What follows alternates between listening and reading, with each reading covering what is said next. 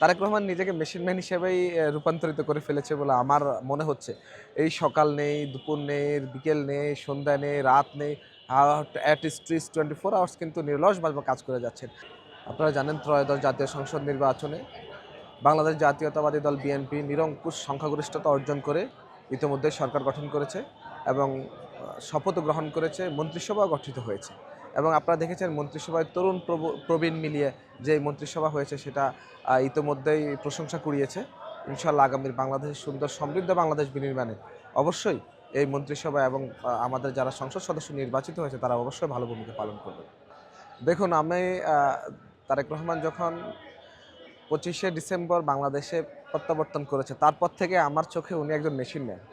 তারেক রহমান নিজেকে machine man হিসেবেই রূপান্তরিত করে ফেলেছে বলে আমার মনে হচ্ছে। এই সকাল নেই, দুপুর নেই, বিকেল নেই, সন্ধ্যা নেই, রাত নেই, অ্যাট স্ট্রিট 24 আওয়ার্স কিন্তু নিরলসভাবে কাজ করে যাচ্ছেন। অ্যাকচুয়ালি উনি যেভাবে দৃষ্টান্ত স্থাপন করেছেন, ওনার প্রধানমন্ত্রী হওয়ার পর থেকে কিছু গুরুত্বপূর্ণ বিষয় যেমন হচ্ছে আপনার শুল্কবিহীন যে গাড়ি সেটা নিবে, গ্রহণ করবেন না, প্লট গ্রহণ করবেন না আমাদের সংসদ সদস্যরা এবং মন্ত্রীরা।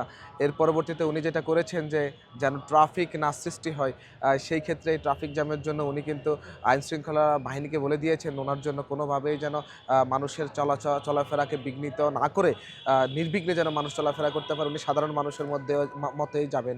এর পরবর্তীতে উনি এরকম অনেক কিছু উনি কিন্তু অলরেডি আপনার মানুষকে দেখিয়ে দিয়েছেন না এটাই পরিবর্তিত বাংলাদেশ, এটাই বাংলাদেশের পরিবর্তন।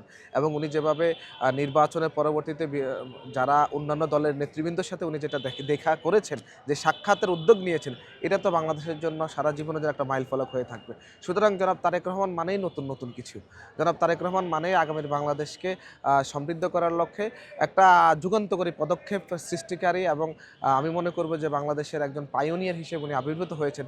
যে বাংলাদেশ আমরা আপামর জনগোষ্ঠী, আমি একজন রাজনৈতিক কর্মী থেকে শুরু করে সকল শ্রেণী পেশার মানুষ চেয়েছে, সেই বাংলাদেশ কিন্তু গঠনের লক্ষ্যে আমরা দেখছি যে জনাব তারেক রহমান নিরলসভাবে কাজ করে যাচ্ছে। দেখুন, বাংলাদেশ জাতীয়তাবাদী ছাত্রদল সবসময় বলে আসছে জনাব তারেক রহমান আমাদের সাংগঠনিক অভিভাবক। উনি আমাদেরকে যেই নির্দেশনা দিয়েছেন, উনি 5 আগস্টের পর একটা কথা বলেছিলেন যে সাম্য মানবিক বাংলাদেশ বিনির্মাণ করবেন এবং ইনসাফের ভিত্তিতে উনি বাংলাদেশ বিনির্মাণ করবেন। সেই ক্ষেত্রে জাতীয়তাবাদী ছাত্রদলের নির্দেশনা ছিল প্রতিটি ক্যাম্পাসে শিক্ষা বান্ধব, শিক্ষার্থী বান্ধব, শিক্ষার্থীদের অধিকার আদায় এবং শিক্ষার পরিবেশ বজায় রাখতে এবং শিক্ষার মান উন্নয়ন ঘটানোর জন্য নিরলসভাবে কাজ করতে। বাংলাদেশ জাতীয়তাবাদী ছাত্রদল কিন্তু সেই কাজটাই করেছে। আপনি দেখুন 5 আগস্টের পরবর্তী সময় থেকে শুরু করে 12 ফেব্রুয়ারি নির্বাচনের আগ পর্যন্ত বাংলাদেশ জাতীয়তাবাদী ছাত্রদলের বিভিন্ন কাজকর্মের মাধ্যমে কিন্তু তারা শিক্ষার্থীদের মন জয় করার সুযোগ পেয়েছে। কারণ দীর্ঘ 17 বছর বাংলাদেশ জাতীয়তাবাদী ছাত্রদল ক্যাম্পাসে যেতে পারেনি। আপনি জানেন গুম, খুন, নির্যাতন, হামলা, মামলা, কারান্তরীণ থেকে শুরু করে সর্বপর্যায়ে ছাত্রদল নির্যাতিত, নিপীড়িত ছিল। সেই জায়গা থেকে বের হয়ে 5 আগস্টের পরে 12 ফেব্রুয়ারি পর্যন্ত কিন্তু ছাত্রদল চেষ্টা করেছে সাধারণ শিক্ষার্থীদের মাঝে গিয়ে আমাদের ছাত্রদলের আদর্শ পৌঁছে দেওয়া। পরবর্তীতে আপনি জানেন এই যে তারেক রহমানের নির্দেশনা, বাংলাদেশ জাতীয়তাবাদী ছাত্রদল 12 ফেব্রুয়ারি নির্বাচন হওয়ার পরে রাষ্ট্র পরিচালনার দায়িত্ব গ্রহণ করার পরে এখন পর্যন্ত কোথাও কোনো ক্যাম্পাসে, যেটা বিগত 17 বছর হয়েছিল, সেরকম কোনো ক্যাম্পাসে সুষ্ঠু অবস্থান বজায় রাখার জন্য নিরলসভাবে কিন্তু কাজ করছে এবং কোনো ধরনের কাউকে হেয় প্রতিপন্ন করা, কারোর ক্ষতিগ্রস্ত করা, এই কার্যক্রম থেকে একদম সম্পূর্ণ বিরত আছে। এটাই জনাব তারেক রহমানের নির্দেশনা, এটাই ওনার ছাত্রদলের প্রতি তারেক রহমানের নির্দেশনা। এটাই ছাত্রদল আজীবন বজায় রাখবে ইনশাল্লাহ।